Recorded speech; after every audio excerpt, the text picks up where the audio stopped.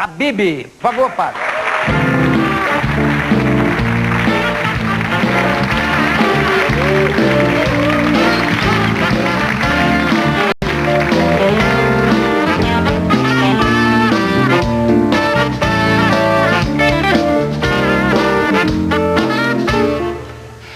Olha só, Padre Jonas, não dá mais para voltar.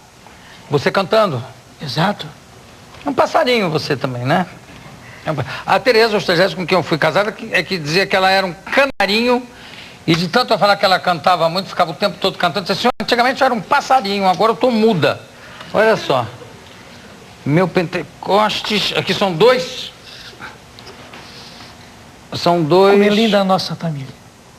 2 CDs. Deixa eu dar uma viradinha aqui. E aqui, Canção Nova. E Quando Só Deus é a resposta. É a resposta. Quando é que você, como é que é a sua vocação? Como é que foi a sua vocação? Foi uma vocação tardia ou foi uma vocação assim muito menino ainda? Não, desde menino. Eu não me lembro um tempo em que eu não quis ser padre.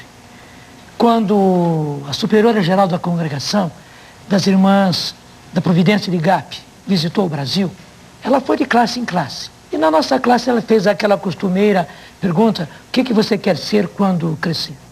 Quando chegou na minha vez, eu disse que queria ser padre. Você tinha que idade? Eu tinha 7 anos. Daí ela perguntou por quê. Eu dei uma resposta. No refeitório depois, a irmã chamou todas as irmãs e disse, cuidem desse menino. Porque não é pelo fato de ter dito que ele quer ser padre. Isso muito menino diz. Mas a resposta que ele deu indica que é mais do que ele podia responder. Ele é muito criança para dar essa resposta. Cuidem dele. As irmãs não me contaram isso a não ser nas vésperas da minha ordenação. Mas cuidaram de mim durante os 15 anos de seminário e mais o tempo que eu... Porque o jogo é o seguinte... Você é da onde? Desculpa, você é da onde? Sim, eu nasci em Elias Fausto, uma cidade pequena, próxima a Campinas, mas com 2 anos eu vim para São Paulo. Né? Vim para São Paulo justamente porque com 2 anos eu quase perdi a visão. Né? Daí meu avô deu dinheiro para meu pai para eu pedir do Burnier para fazer a cirurgia. E meu pai, muito honrado, meu avô disse, eu empresto. Meu pai veio para São Paulo, ele era pedreiro, para ganhar um pouco mais, para mensalmente estar pagando os olhos do menino. Né? Todos dizem que eu tenho um olho muito expressivo, né? Eu devo esses olhos a Deus em primeiro lugar e depois honra a Deus no meu pai. Né? Mas por que pai tem que pagar? Por que filho tem que pagar para o pai? Isso agora eu vou perguntar aqui para o padre. Porque eu não entendo isso. O pai, em vez de dar, empresta o dinheiro. Por que isso? Bom, é que meu pai era um Deus bom... não dá a vida, por exemplo? Deus não dá... Por que existem pessoas que criam os filhos assim? Não, eu vou te emprestar, mas você tem que me pagar. Por quê? Você acha que senão o menino, quando cresce, não vai pagar ninguém? Para mim, os pais não estão certos fazendo isso. Né? Na verdade, ele podia confiar. Claro, né? Inclusive que era para o neto. Exatamente. Né? E eu era o neto querido porque eu fui o primeiro neto da família. Então, durante um bom tempo, eu fui o único. Mas sabe, meu avô... Não, claro, não. Tem pessoas que são assim. Mesmo hoje, tem pessoas, olha, eu estou dando, mas é para você me pagar e tal. Daí viemos para São Paulo e papai teve que dar um duro com o pedreiro para ganhar a vida, né? E eu vivia na periferia de São Paulo naquele tempo. Imagina, nos anos 40, né? Eu vivia na periferia de São Paulo. Então, primeiro as irmãs cuidaram de mim. Mas quando acabou o 4º primário, elas já me passaram para os salesianos. Porque os padres salesianos tinham escolas profissionais, né? E lá fui eu para a escola profissional dos salesianos fazer artes gráficas. E fiz artes gráficas, depois durante o meu seminário inteirinho, até a teologia, quase 15 anos eu pratiquei artes gráficas. Mas você trabalha desde os 6 anos de idade? Sim, desde os 6 anos. Fazendo o quê? Quando era meninote, o que você fazia? Bom, no meu tempo de menino eu juntava lata, vidro, ferro velho e tal, e vendia no ferro velho, né? Porque justamente eu, como meu pai dava um duro, eu dizia para mim mesmo, não é justo eu gastar o circo no final de semana, o cinema, etc., do dinheiro dele. Então eu ia ganhar o meu dinheiro. Nessa época tinha circo todo final de semana? Mais ou menos, se eu não era circo, era parque, né? Então, mas o circo nunca te fascinou? Nunca teve vontade de fugir com o circo? não só, eu sempre quis cantar no circo. Mas nunca tive coragem. Um dia me inscrevi, estava inscrito, né? Já tinha preparado a música para cantar, só que depois não tive coragem. Mentira, é mesmo na hora? Verdade. Fugiu da raia? Verdade. Fui lá e disse pro homem que, olha, não deu. Como é que foi? Qual é a confusão que fazem com... O seu nome é Jonas Abib, né? Padre Jonas Abib. Sim. Qual é a confusão que fazem com o seu nome? Me chamo de Padre Jonas da Bíblia. É o Padre Jonas da Bíblia. Primeiro porque a Bíblia é o meu dia a dia. Né? E o povo sabe disso. Aliás, todo o trabalho que eu faço com os jovens, eu comecei com a Bíblia, fazendo um método novo de ler a Bíblia, que se chama A Bíblia Foi Escrita para Você. É simplesinho, né? Qualquer pessoa, inclusive ela faz a leitura do dia e já faz um diário espiritual. Olha, de um progresso fora do comum. Esse foi o segredo.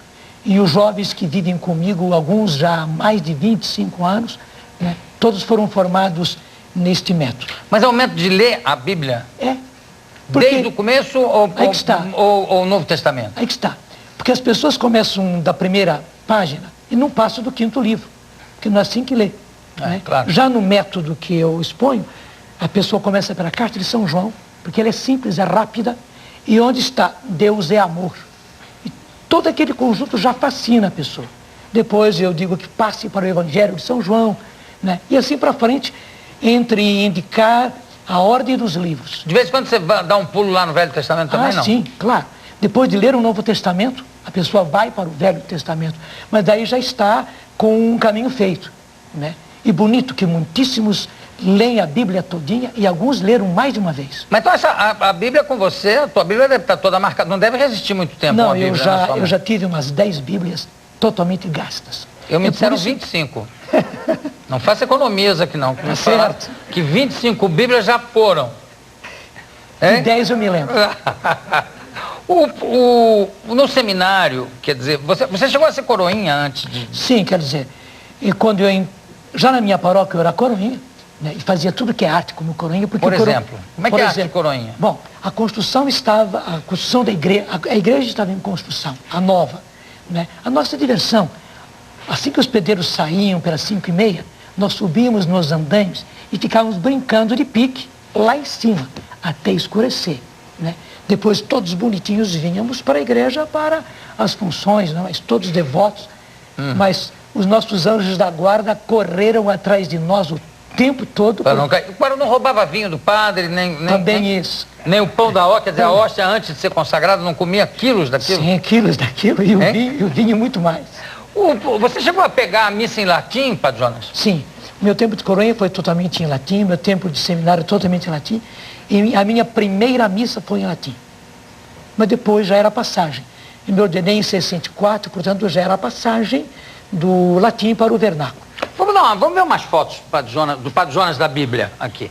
Isso aqui é foto da onde? Do meu seminário, Lavrinhas, onde eu entrei em 1949. Lavrinhas. E hoje isso é nosso. Os salesianos passaram para nós e a Canção Nova que administra. É uma beleza. Mas você é um padre secular, é salesiano? Hoje, não, hoje eu sou diocesano. Diocesano, por causa da comunidade que eu dirijo. Você é convidado, viu? Obrigado. É muito bonito, muito gostoso. Veja aquela mata atrás, um lago atrás do colégio. Vamos ver as outras fotos para dar tempo de ver melhor. Todas. Aqui é... Minha ordenação, 1964. Quem é que está lhe ordenando Sim, aí? do Antônio Barbosa, que foi um dos meus professores. E aquele que está ali, que está em pé? É um dos meus professores, né, que gostava muito de mim, estava aí ao meu lado, graças a Deus. Vamos ver as outras duas fotos que temos aqui. Aí, a música foi sempre meu forte, né? Você está ali aonde? Eu sou pianista. Pianista ali embaixo. Está ali embaixo. Dá para perceber que sou eu, né? Dá claro. E você toca piano desde que idade, pai? E eu comecei a tocar piano aos 12 anos. Vamos mais uma. Ok.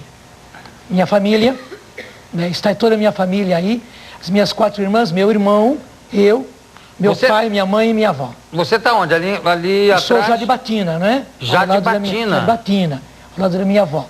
Né? 2 irmãs de um lado, 2 irmãs do outro, uma delas está aqui. A Márcia, que está ao lado do meu irmão em cima, está aqui na plateia.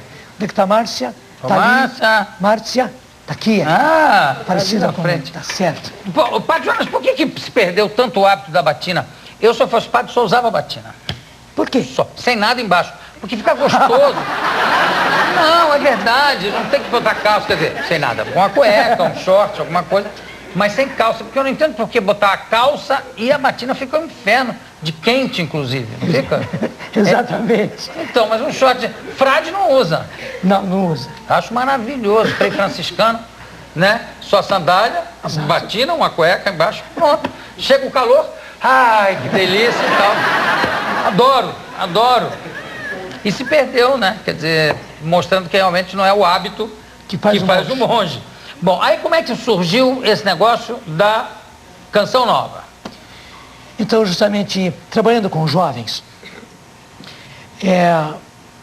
chegou um momento em que eles estavam tão maduros, né, com o trabalho que eu fazia, que eu fiz um desafio para eles. Né? Quem está disposto a deixar sua casa, sua família, seus estudos, seus trabalhos e virmos viver juntos, em comunidade, para eu não ser sozinho. O trabalho que eu faço com vocês, nós juntos fazemos. E para meu encanto, uma turma aceitou e começamos com 12 no ano de 1978. Hoje somos mais do que 600. Né? E quando começamos, começamos, éramos 12. 12, providencialmente 12 apóstolos. Éramos 12. O número 12 é curioso, porque são 12 apóstolos, né? Você falou em 12 patriarcas.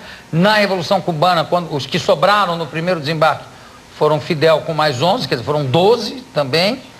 É um número curioso, não, né? Tem vários grupos de 12. Assim. Exato, é um número bíblico.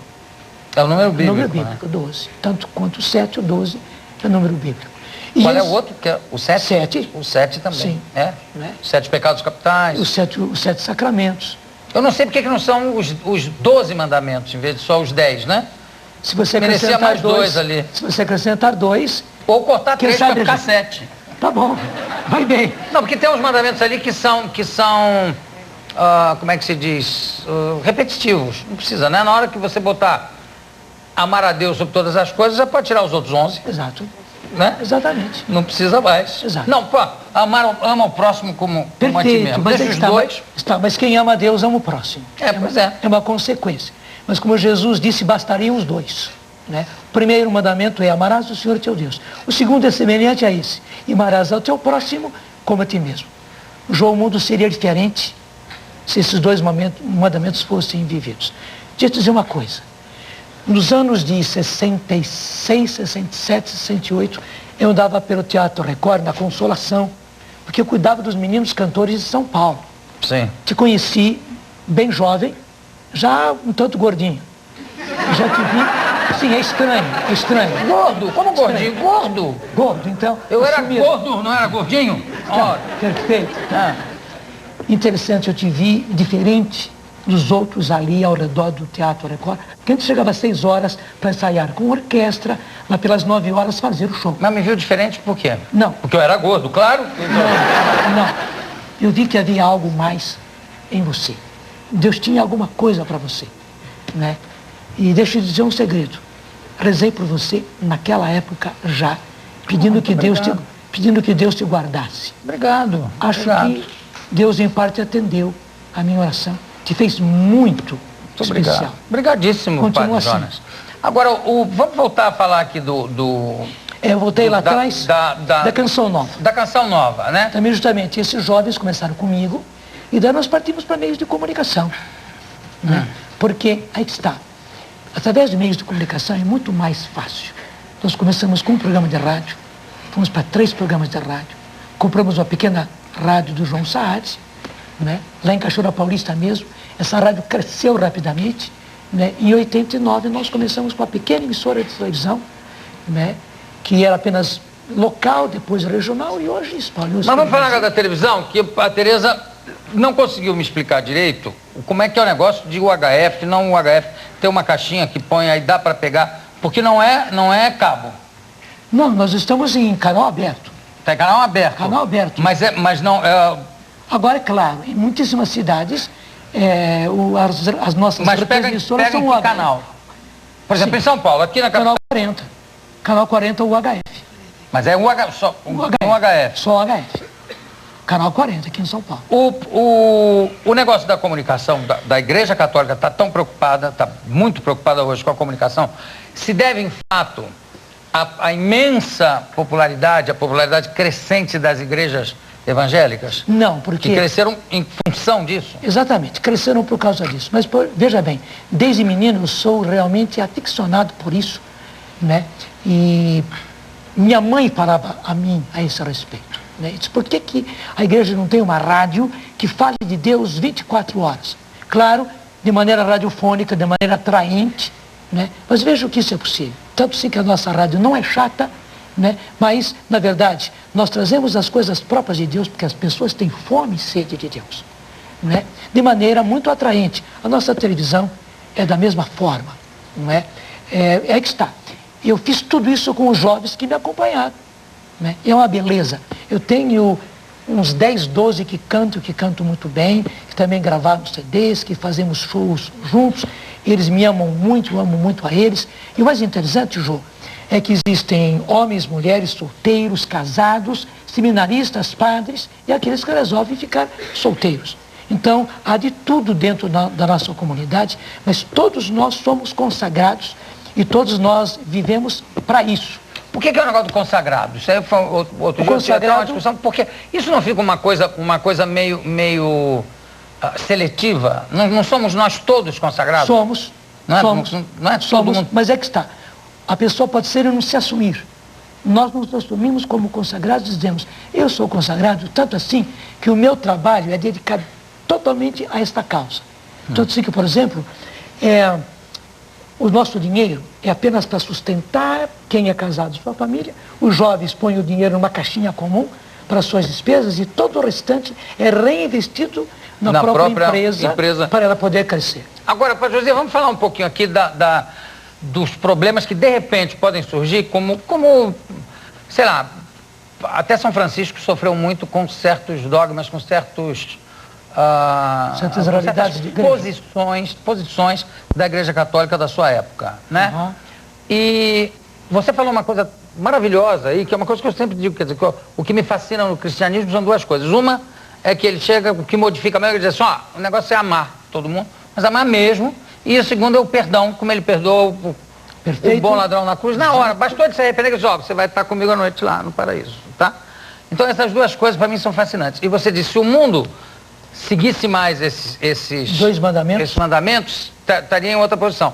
Você não acha, pelo amor de Deus, não estou me colocando aqui como uma pessoa que, primeiro, que acredita em Deus e que acredita em Cristo como talvez a mais importante a mais importante de todos os caminhos da salvação. Claro que, como ele mesmo disse, a casa do meu pai tem muitas moradas. Você não acha que isso, que hoje em dia, e que, aliás, sempre, porque o ser humano está sempre dentro de todos esses movimentos, que faltaria também esse posicionamento de amor, muitas vezes, nas posições da igreja? Sim, realmente. Quer dizer, você um dia não vai de repente ter um problema em função disso?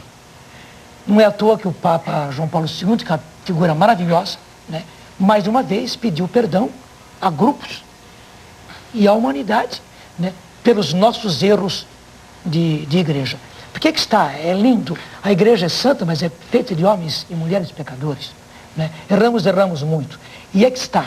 Porque aí, se fosse seguir o amar a todos e o perdão, nem precisaria de igrejas, né? Se todo mundo tivesse essa noção. Uma das regras de vida que nós vivemos na Canção Nova é a seguinte, não ir dormir com alguma coisa contra um dos que vivemos participantes. Juntos. Justamente.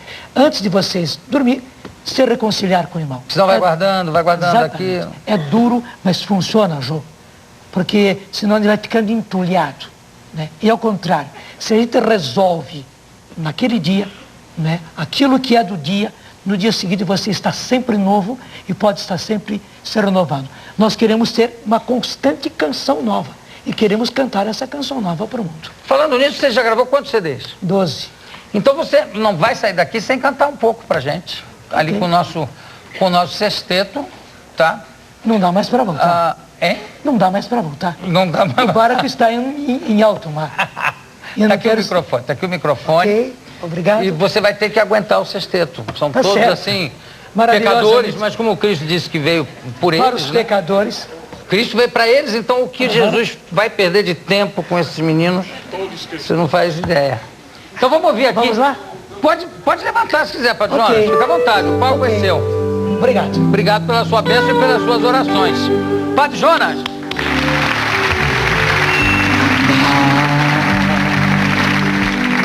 Mas pra voltar, o barco está em alto mar. Comigo não dá. Mas pra voltar, o barco está em alto mar. Não dá.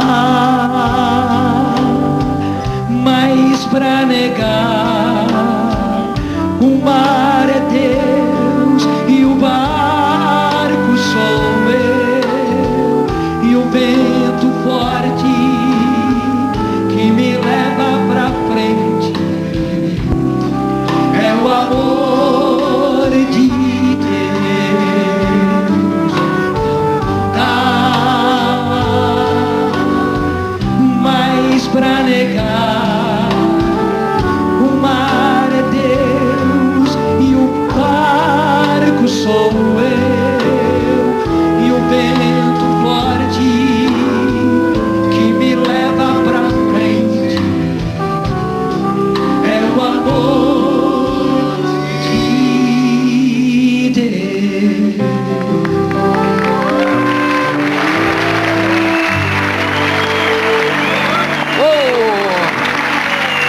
Padre Jonas Abib, muito obrigado. Obrigado pelas suas orações, eu acho que deram certo mesmo. E precisam dar certo, cada vez mais. Obrigado, daqui a pouco a gente volta.